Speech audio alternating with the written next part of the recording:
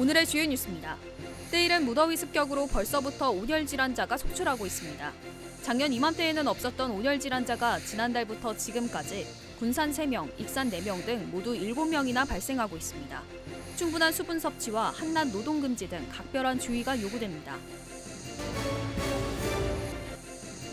음파 호수공원 고층 아파트 건립과 관련된 도로 기부 체납을 놓고 논란이 일고 있습니다. 사업자는 군산시의 강요로 도로를 기부 체납하기로 했다며 국민권익위에 제소했습니다. 하지만 군산시는 사업자가 먼저 제안해 기부 체납이 이루어진 것이라고 반박했습니다. 이춘석 국회의원이 익산 원도심에 제안한 퍼블릭 아트와 디지털 노마드 유치 프로젝트에 대한 논의가 본격화되고 있습니다. 익산시는 학계와 관련 기관, 기업체 등과 간담회를 갖거나 전문 용역에 나서기로 하는 등 현실화 여부를 살펴보고 있습니다. 하지만 생소한 프로젝트여서 시민 공감대 형성과 실효성 점검 등 과제가 상당해 보입니다. 군산시의회가 정례회 본회의에서 시립예술단 운영 매뉴얼 마련 촉구 건의안을 채택했습니다. 시의회는 운영비와 단원 처우 등을 놓고 사사건건 대립해 갈등을 빚고 있다며 이런 갈등을 해소할 수 있는 운영 매뉴얼이 필요하다고 주장했습니다.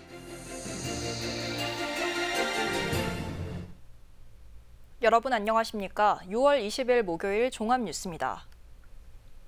군산과 익산에 폭염주의보가 내려지는 등 무더위가 찾아왔습니다. 이에 따라 작년 5, 6월에는 없었던 온열 질환자가 올해는 5월부터 지난 19일까지 군산 3명, 익산 4명 등 모두 7명으로 집계됐는데요. 충분한 수분 섭취 등 각별한 주의가 요구됩니다. 김은서 기자입니다. 익산에서 밭농사를 짓고 있는 김병윤 씨. 김 씨가 밭일을 하다가 집에 들르는 시간이 많아졌습니다. 더워진 날씨 탓에 오전에 일을 하다 집에 들어옵니다. 오전에는 더운지 모르겠고 오후 1시쯤에 가가지고 고추밭에서 끈을 매다 보니까 땀이 많이 흘러서 얼른 와갖고 집에 와서 덥다고 일을 쉴 수도 없습니다. 그래서 김 씨는 물로 잠시 더위를 달랩니다. 뜨거워요. 그러면 그냥 와갖고 그냥 그러면서 이렇게 앉아있고 물 먹고 물이 안 맥히거든요. 소금 하나 씹어서 먹고 물 먹고 그러면. 역대급 가마솥 더위가 습격했습니다. 군산 일 최고 기온은 19일 기준 35.1도, 기존 최고 기온이었던 33.9도를 경신했습니다. 익산 최고 기온은 37.7도까지 오르고 일 최고 체감 온도는 34.4도를 기록했습니다. 더운 날씨에 폭염주의보가 발효되고 있습니다.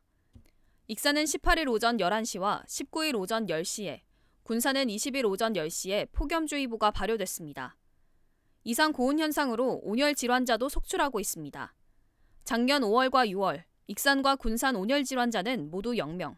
하지만 올해 5월부터 6월 19일까지 온열 질환자는 군산 3명, 익산 4명 등 모두 7명입니다. 지자체들도 폭염 대비에 나서고 있습니다.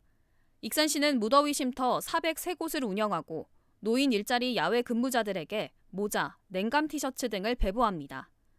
또 군산시는 무더위 쉼터 519개소를 운영하고 그늘막 29개와 그린 통합 쉼터 1개소를 추가로 설치했습니다. 이상 고온 현상으로 충분한 수분 섭취 등 건강관리에 각별한 주의가 필요해 보입니다. KCN 김은서입니다. 100일의 감염 환자가 급속도로 늘고 있어 주의가 요구됩니다. 익산시 보건소에 따르면 지난 19일 기준 100일의 감염 환자는 29명입니다. 100일해는 2급 법정 감염병으로 콧물이나 경미한 기침으로 시작해 발작성 기침 등으로 진행되는 호흡기 질환입니다. 새만금 개발청이 3,600억 원 규모의 첨단 복합산업단지 조성과 관련해 소송에 휘말렸습니다. 새만금 개발청은 3년 전 한 민간 컨소시엄을 우선 협상자로 지정하고 신재생 에너지 전진기지를 핵심으로 하는 첨단 복합단지 조성에 돌입했습니다. 하지만 새만금청이 민간업체가 사업을 지연시킨다는 이유로 사업자들에게 지난해 말 협상 취소를 통보하면서 2년 만에 무산됐습니다. 민간업체는 새만금청이 우선 협상 지정을 취소했다며 사업 이행 보증금 30억 원을 돌려달라고 올해 초 행정소송을 제기한 것으로 알려졌습니다. 도내 창업기업의 생존율이 낮은 것으로 나타났습니다. 통계청에 따르면 지난 2022년 기준 도내 신생기업의 1년차 생존율은 68.4%, 3년차는 48.6%, 5년차는 33.6%, 7년차는 28.1%입니다. 투자금 소요 회수 기간은 평균 5년에 달하지만 5년도 되지 않아 10곳 가운데 7곳이 문을 닫고 있습니다. 이는 지역 경제 상황이 열악한 데다 코로나19 확산 여파와 장기화된 경기 침체 등의 영향으로 경영난을 버티지 못한 것으로 분석됩니다. 윤석열 대통령의 전북 방문이 조만간 이뤄질 전망입니다. 국민의힘 조배숙 전북자치도당 위원장은 어제 도의회 기자간담회에서 지역별 민생토론회 개최를 위해 이른 시일 안에 윤 대통령이 전북을 방문할 계획이라고 밝혔습니다. 조 위원장은 윤 대통령의 전북 방문 일정은 대통령실에서 조율 중이라며 빠르면 이달 안에 방문할 수도 있다고 말했습니다. 은파 호수공원 고층 아파트 건립과 관련해 열흘 전 군산시의회 시정질문에서 기반시설 부담금이 도마 위에 올랐습니다. 사업자는 군산시의 강요로 도로를 기부 체납하기로 했다며 국민권익위에 제소했는데요. 하지만 군산시는 사업자가 먼저 제안해 기부 체납이 이뤄진 것이라고 반박했습니다. 모영숙 기자입니다. 29층 아파트를 짓기 위해 공사가 한창인 은파 호수공원 저수지 인근. 이곳에서 동산중학교까지 야산을 깎아 폭 20m, 길이 580m의 도로가 뚫릴 예정입니다. 하지만 사업자가 기부 체납하기로 했던 이 땅이 군산시의 강요에 의해 이루어졌다는 주장이 나오면서 논란이 일고 있습니다. 강임준 시장은 열흘 전 시의회 정례회 시정질문에서 사업자가 기반시설 부담금 대신 도로를 개설해 기부 체납하기로 협의했다고 밝힌 바 있습니다. 하지만 사업자가 군산시의 강요 때문이었다며 지난 5월 국민권익위원회에 민원을 제기했습니다.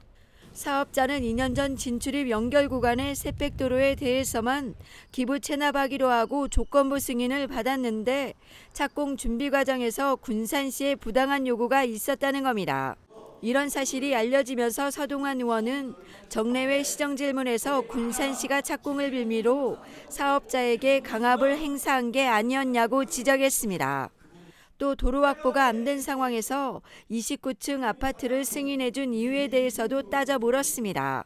건축 허가 전에는 아무런 의견 제시도 하지 않고 있다가 사업자가 허가를 받고 대출을 받은 상황에서 사업자로 하여금 도로 개설을 하라는 것은 사업자 입장에서는 갑질을 넘어. 강임준 시장은 착공 전 사업자가 먼저 의견을 냈고 시가 동의한 것이라며 서 의원의 주장에 반박했습니다. 사업자가 토지 보상 비용을 부담하고 공사도 직접 맡기로 했다는 의견서를 받았다는 겁니다. 행정 절차 및 보상은 시에서 시행하고 보상비는 사업 주체가 부담하며 공사는 사업 주체자가 공사를 위한 작업 차량의 진출입로 사용 등을 사유로 직접 개설하여 기부 체납하겠다는 의견이 제출되어 은파 저수지 인근에 개설되는 도로, 사업자가 행정심판을 준비하고 있어 논란은 더욱 커질 것으로 보입니다. KCN 모영숙입니다. 농어업인에 대한 국민연금 보험료 지원기한 연장이 추진됩니다. 박기승 의원이 대표 발의한 국민연금법 개정안은 농어업인에 대한 국민연금 보험료 지원기한이 올해로 만료됨에 따라 이를 2029년까지 연장하는 내용을 담고 있습니다. 도내 고령농 비율은 53.4%로 전국에서 세 번째로 높은 데다 농가 수익도 낮아 국민연금 보험료 지원 연장이 요구됐습니다. 문승우 도의원이 제12대 후반기 전북특별자치도의회 의장 민주당 후보로 선출됐습니다. 도의회 민주당 소속 의원들은 오늘 의원총회를 열고 2차 투표에서 19표를 얻은 문승우 의원을 후반기 의장 후보로 정했습니다. 문 의원이 본회의에서 의장으로 최종 선출되면 군산 출신으로는 제9대 전반기 의장을 지낸 김용화 도의원 이후 12년 만입니다. 이번 의장 민주당 후보는 문 의원을 비롯해 박용근 의원과 황영석 의원 등 3파전으로 치러졌습니다. 군산시의회 후반기 운영위원장에 나종대 의원이 민주당 후보로 선출됐습니다. 민주당 군산지역위원회는 어제 행정복지위원장에 송미숙 의원과 경제건설위원장에 지혜춘 의원을 선출했습니다. 나종대, 송미숙, 지혜춘 의원은 민주당 소속 22명 가운데 각각 13표를 얻어 후보로 확정됐습니다. 이들은 오는 28일 후반기 상임위원장 선거에서 민주당 후보로 나서게 됩니다. 올해 본 예산에서 삭감됐던 군산 짬뽕 페스티벌 예산이 추경에서 다시 세워지면서 명맥을 유지하게 됐습니다. 군산시의회 예산결산특별위원회는 어제 제1회 추가경정 예산안에 대한 심사를 벌여 군산시가 제출한 짬뽕 페스티벌 예산 1억 5천만 원을 통과시켰습니다. 또 입점업소 재정지원 3,600만 원도 반영됐습니다. 이번 추경 예산 확보로 짬뽕 페스티벌은 오는 10월 열리게 되면서 4년째 명맥을 유지하게 됐습니다. 이춘석 국회의원이 익산 원도심에 접목해야 한다며 제안한 퍼블릭 아트와 디지털 노마드 유치 프로젝트에 대한 논의가 본격화되고 있습니다. 익산시는 학계와 관련 기관, 기업체 등과 간담회를 갖거나 전문 용역에 나서기로 하는 등 현실화 여부를 살펴보고 있는데요. 하지만 다소 생소한 프로젝트다 보니 공감대 형성과 실효성 점검 등 짚어봐야 할 과제가 상당해 보입니다. 최정호 기자입니다. 22대 국회 개원을 앞두고 지난달 24일 열렸던 익산시와 당선인 간담회. 이 자리에서 당시 이춘석 당선인은 외부 전문가 그룹을 통해 도출된 아이디어라며 퍼블릭 아트와 디지털 노마드 유치 프로젝트를 공식 제안했습니다. 퍼블릭 아트는 조각과 전시, 페인팅, 벽화 등을 통해 지역 관광 경쟁력을 높이는 것. 국내에서는 UN 세계관광기구에서 최우수 관광마을로 선정한 신안 퍼플섬이나 LED를 활용한 야간 경관으로 유명한 통영이 유사한 사례로 꼽힙니다. 이들 지역은 차별화되고 독특한 관광 매력으로 많은 관광객을 끌어들이고 있습니다. 또 디지털 노마드는 스마트폰 등을 이용해 재택이나 원격 근무를 하는 사람을 일컫는 것으로 소셜 네트워크 구독자를 보유해 이윤 창출과 영향력을 발휘하는 인플루언서 등이 속합니다. 올해부터 해외 기업에 속한 외국인 중 원격 근무가 가능한 사람을 대상으로 디지털 노마드 비자가 시행될 정도로 급속도로 증가하고 있습니다. 즉, 익산 원도심이 퍼블릭 아트를 통해 차별화된 관광 경쟁력을 갖추고 디지털 노마드를 불러들이게 되면 지역 경제 활성화와 홍보 효과 등을 이끌어낼 수 있다는 계산입니다. 디지털 노마드와 퍼블릭 아트를 연결한 구도심권 활성화입니다. 발상이 전혀 특이해서 여러분들이 쉽게 동의하지 않을 겁니다. 그런데 만일 저는 이게 성공할 수 있다고 하면 세계에서 유일한 도시, 우리 전국에서 우리나라에서 가장 유능한 도시라고 생각합니다. 현재 익산시는 중앙동 일대를 홀로그램을 접목한 퍼블릭 아트를 고려하고 있습니다. 이를 위해 원광대와 전북 콘텐츠진흥원, 관련 기업체들과 간담회를 진행하고 있습니다. 또 전문 용역을 통해 추진 전략 등을 구현해볼 계획입니다.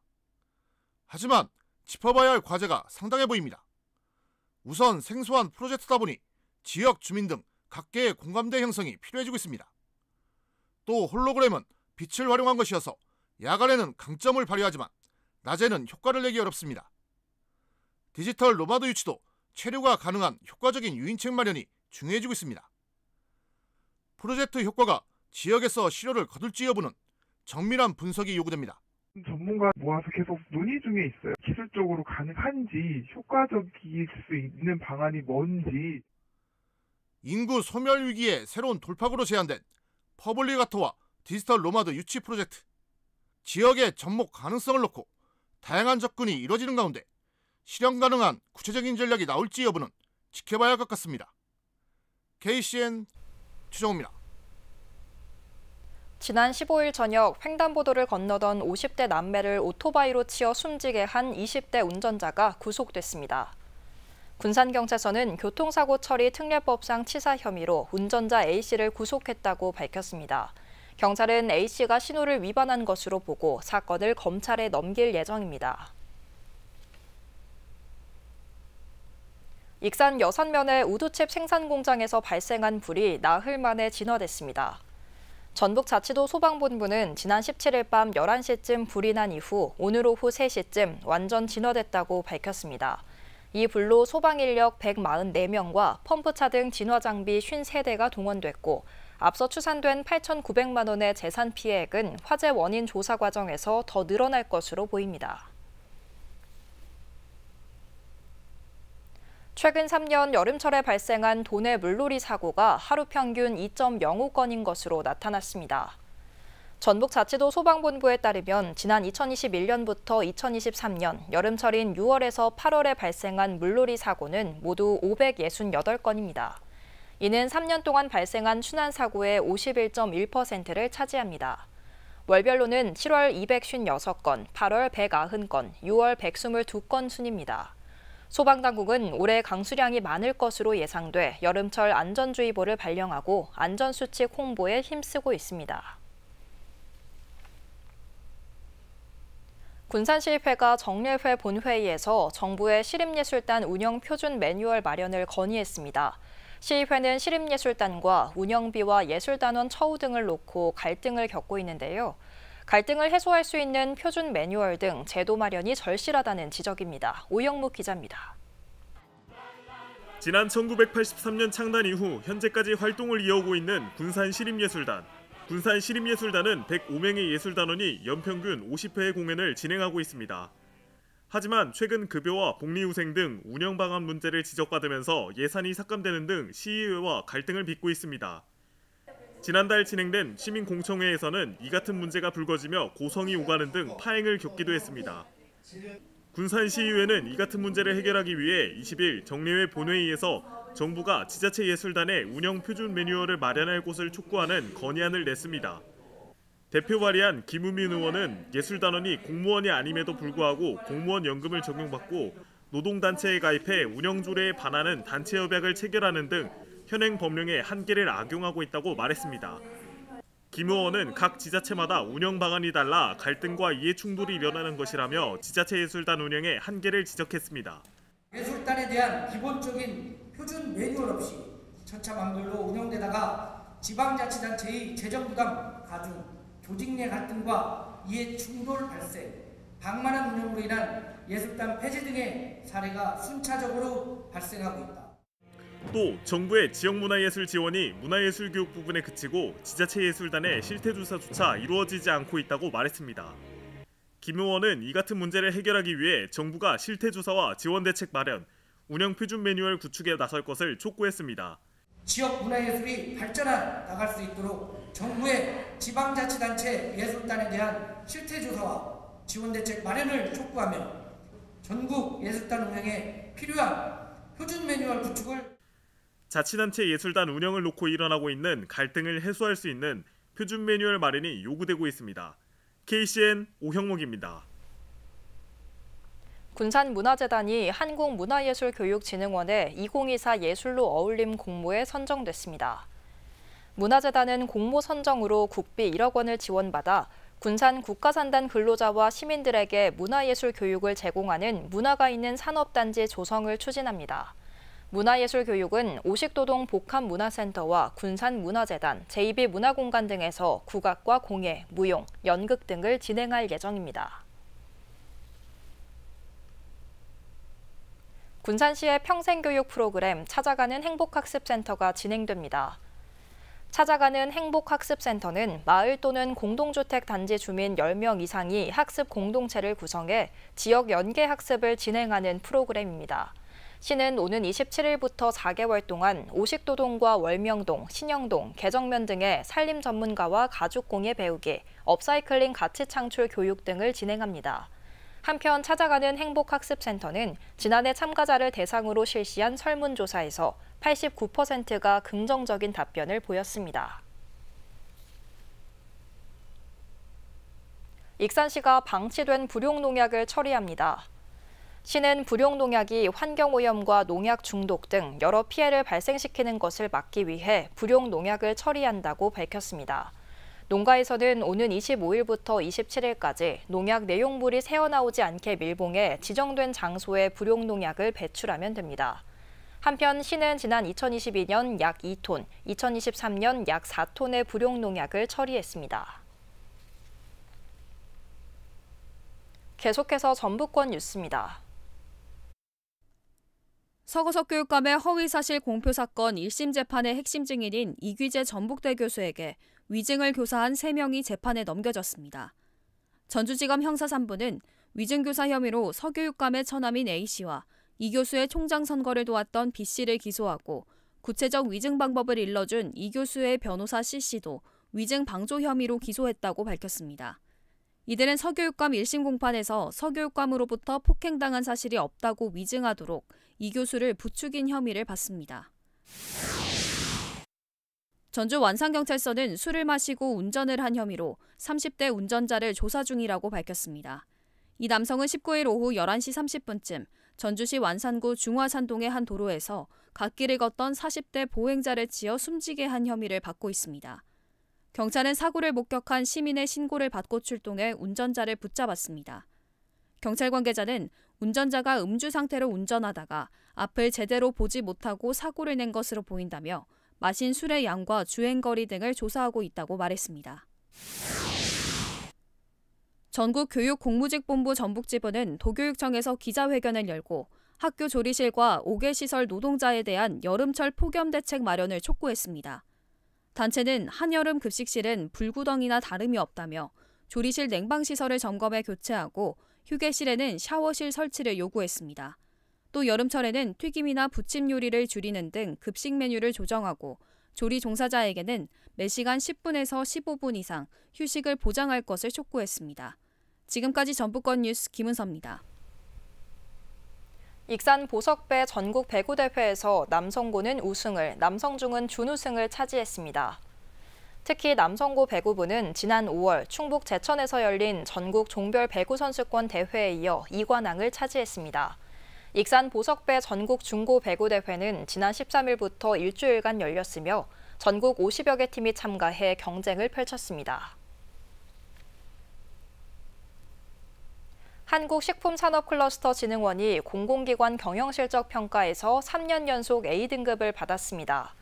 농림축산식품부는 산하 공공기관에 대한 경영실적평가를 진행했습니다. 식품진흥원은 올해 평가에서 식품기업 투자지원 강화와 디지털 플랫폼 구축, 식품 전문 인력 양성체계 조성 등에서 좋은 평가를 받았습니다. 익산시 남부건강생활지원센터가 2년 연속 우수기관에 선정됐습니다. 보건복지부와 한국건강증진개발원은 전국 92개 건강생활지원센터를 평가했습니다. 익산시 남부건강생활지원센터는 인력 배치 적절성과 주민 참여 활동, 지역자원 협력체계 구축 등에서 좋은 평가를 받았습니다.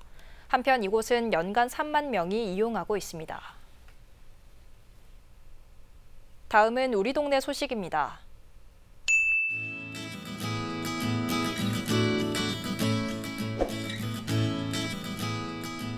익산시가 운영하는 찾아가는 평생교육 사업 우리 동네 늘배움터 수강생들이 재능 기부를 통해 흥겨운 무대를 선보였습니다.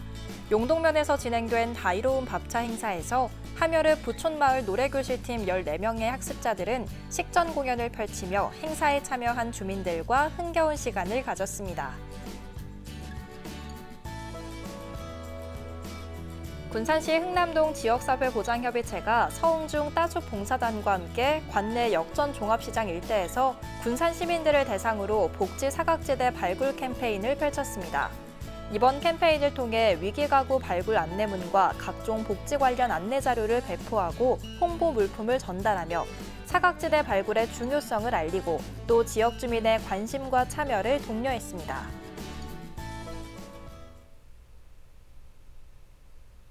이어서 내일의 날씨입니다.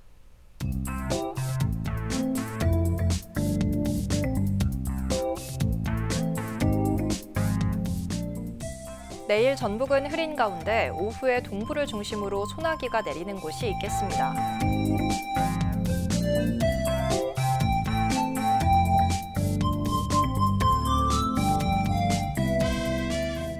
기온은 18도에서 30도 사이의 분포를 보이겠습니다.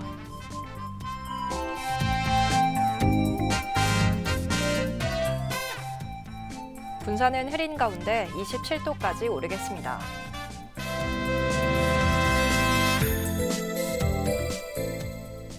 익산도 흐리고 최고 28도까지 오르겠습니다.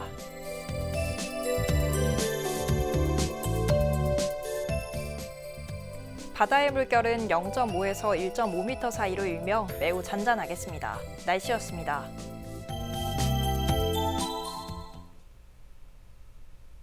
이상으로 KCN 종합뉴스를 마칩니다. 정확한 보도로 늘 함께하겠습니다. 시청해주신 여러분 고맙습니다.